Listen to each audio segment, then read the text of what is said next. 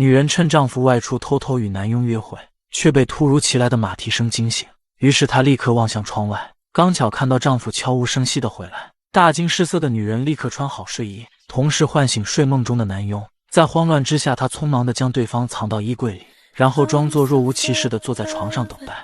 紧接着丈夫就走了进来，带着一丝疑惑询问妻子为何夜不能寐，却都被女人用巧妙的谎言掩盖。直到丈夫在地上捡起一条皮带，才暴露出了妻子的秘密。出身卑微的凯瑟琳被卖给贵族做新娘，她对素未谋面的丈夫充满憧憬和希望，渴望能从对方身上寻觅爱情之光。涉世未深的瑟琳娜在女仆的帮助下，换上了洁白的睡衣，忐忑地等待着丈夫的归来，却不想对方冰冷的态度撕破了她的梦想。Your night dress, take it off. 面对丈夫那不容拒绝的语气，凯瑟琳只能缓缓地脱掉睡衣，可她却没想到，丈夫竟然直接熄灯独自卧床，留下她傻傻地站在原地大失所望。就这样，凯瑟琳仿佛失去了翅膀的小鸟，再也无法自由地翱翔。即便是在身边服侍的女仆，对她也是冷若寒霜，任由对方无情的随意摆布。她如同一个静止的花瓶，每天都摆放在属于她的位置上。当清晨悄然到来时，女仆就会踱步进入她的房间，如同幽灵般的钟声将她从睡梦中惊醒，然后再紧紧束缚着她的躯体，换上端庄的蓝色长裙，如同等待赏识的花朵，静静地坐在客厅沙发上。19世纪初期的英国，女人必须遵从贵族诸多礼节。晚宴时，男人们议论着经商的奥妙，而她却只能静坐餐桌等候。时光仿佛再次凝固，凯瑟琳倦怠而又无奈地起身向丈夫告别，然而对方却看向了一旁的父亲，得到了许可后才让他离开餐厅。他仿佛是贵族家养的一只宠物，任人摆布。可当凯瑟琳刚踏出门外，就被严厉苛刻的公公唤住，责令她必须等待丈夫回来才能入睡，并要求仆人盯在她的左右。可劳累一天的凯瑟琳昏昏沉沉。Awake. Stop staring, Anna. Mr. Lester. I know what Mr. Lester said, but I'm awake, so there's no need to stare at me. 两人的话音刚落，丈夫就走了进来。她愤怒地将仆人赶走。醉酒后的丈夫对她一如既往，让瑟琳娜脱掉睡衣，然后面对着墙壁。可丈夫发出的呻吟声不禁让她感到疑惑。当看到对方自己解决需求时，瞬间让她感觉到莫名的耻辱。这般如死水般沉寂的生活禁锢，几乎耗尽了凯瑟琳内心的希望。然而，命运似乎为她敞开了一道缝隙，令她无法喘息的生活终于迎来了春天。由于家族矿山发生了坍塌，她的丈夫需要连夜去处理琐事，而公公也需要去伦敦平息事件。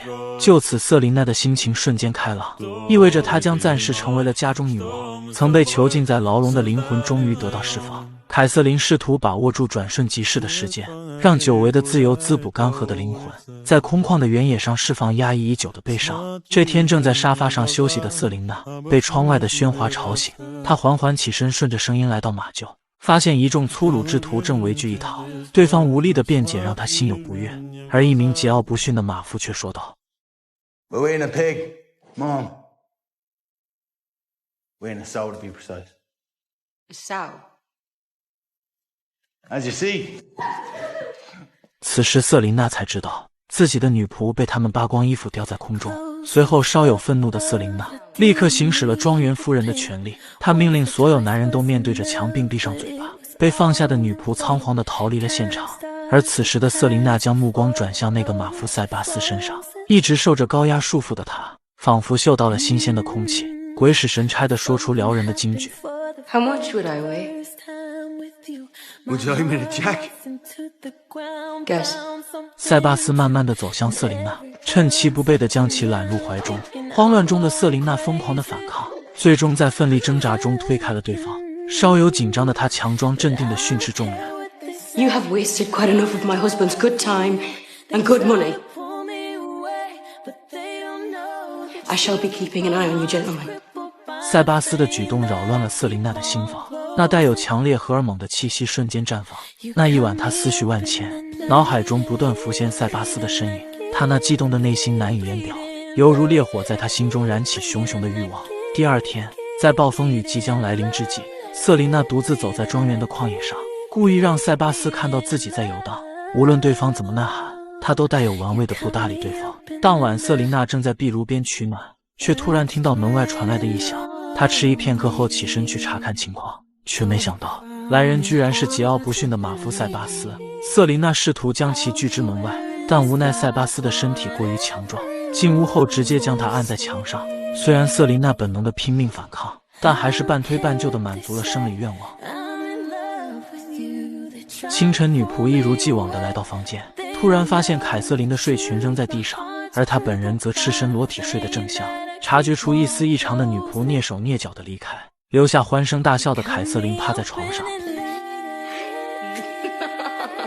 没过多久，镇上的神父突然到访，话里话外都是让自己安分守己。而此时的瑟琳娜在对方的口中听出了这一切都是女仆八卦带偏方向。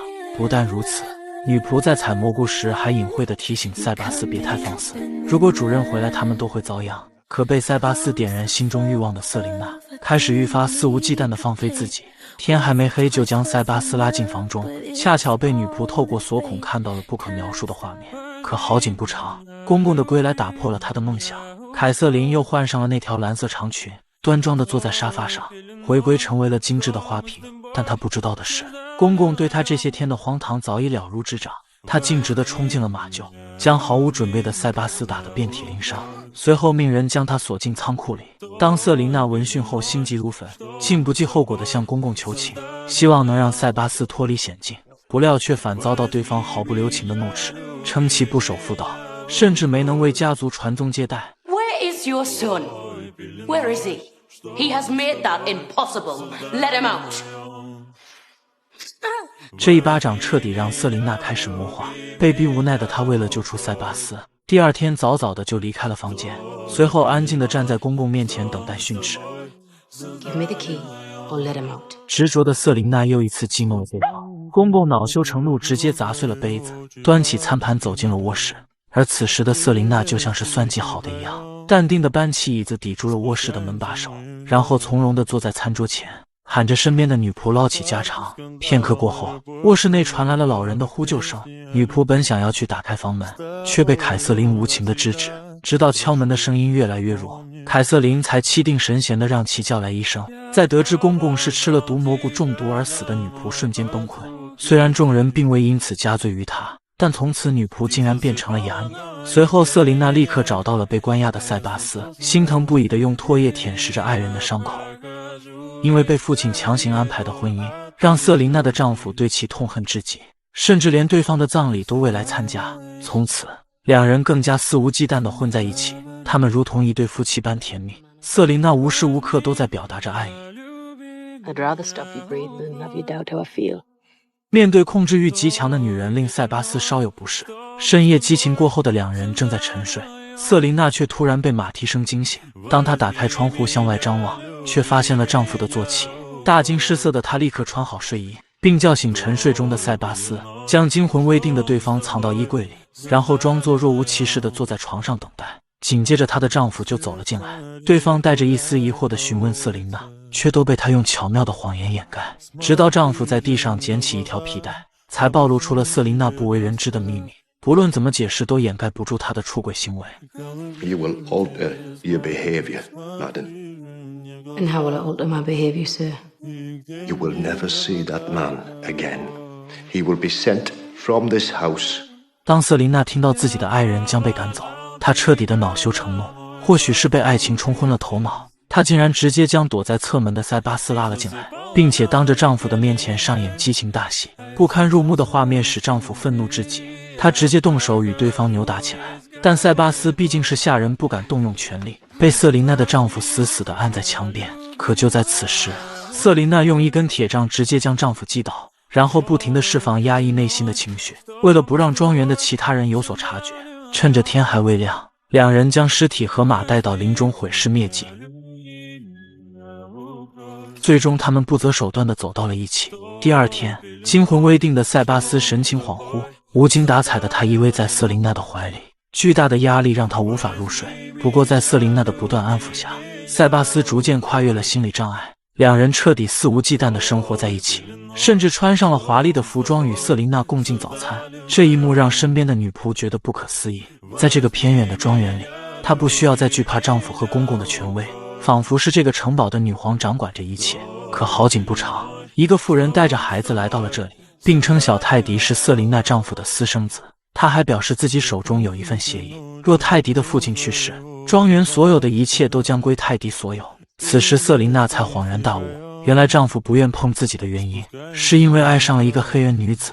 听到这里，瑟琳娜只能谎称丈夫并没有死，只是暂时消失而已。善良的老妇人却信以为真，带着孩子留住在这里。泰迪非常喜欢瑟琳娜，天天纠缠对方与其待在一起，而这一切却让回归马厩的塞巴斯揪心不已。为了能让瑟琳娜再次注意自己，塞巴斯决定跟女仆走到一起。没过多久，瑟琳娜发现自己的小腹微微隆起，她做梦也没想到自己居然已怀有身孕。可就在此时，她竟发现了塞巴斯与女仆走在一起，醋意大发的她随后跟了上去，不料却被小泰迪拦住了去路。在焦急的情况下，他怒斥了对方，而奔向远方的小泰迪他并未在意。就在瑟琳娜烦恼于当前的困境时，听到了令她心头一紧的消息，声称小泰迪失踪在森林里。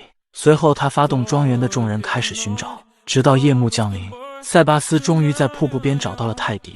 此时的他曾有机会解决对方，可天生懦弱的他却选择了将被冻僵的泰迪带回了庄园，并焦急地吩咐下人拿来毛毯。 How dare you walk into this house and give orders? Get out! I saved him. Get out!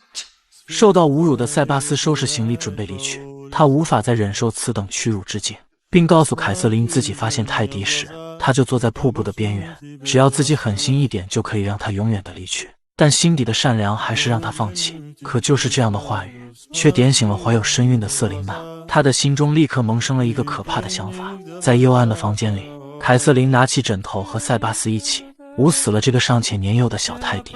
随后她毫无表情地坐在椅子上，看着孩子冰冷的尸体，第一次落下了被良心谴责的泪水。很快，小泰迪的死讯传到了探长那里。经过医生的诊断，发现身体有伤痕，这也说明孩子并非正常死亡。可当时只有凯瑟琳与泰迪在一起，虽然他称自己昏昏入睡作为掩饰，可孩子腿上的抓痕让医生确定为谋杀。就在大家争执不休时，塞巴斯突然闯了进来。由于受到内心强烈的谴责，无法原谅自己，并声称瑟琳娜的爱令他窒息。Killed.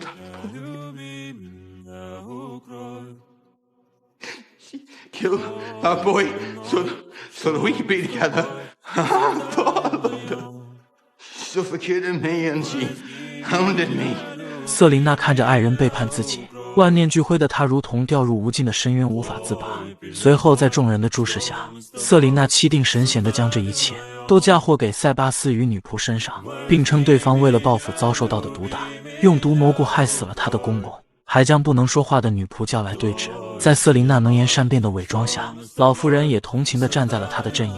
无法说话的女仆最终扛下了所有，与塞巴斯一同被送往了刑场。最终瑟琳娜成为了庄园的主人，而她肚子里面的孩子将成为继承者。当她将所有希望都寄托在爱情上，她选择了为其付出一切。然而当她对爱情出现了背叛时，瑟琳娜彻底的变为魔化，将盲目的爱变为牺牲品。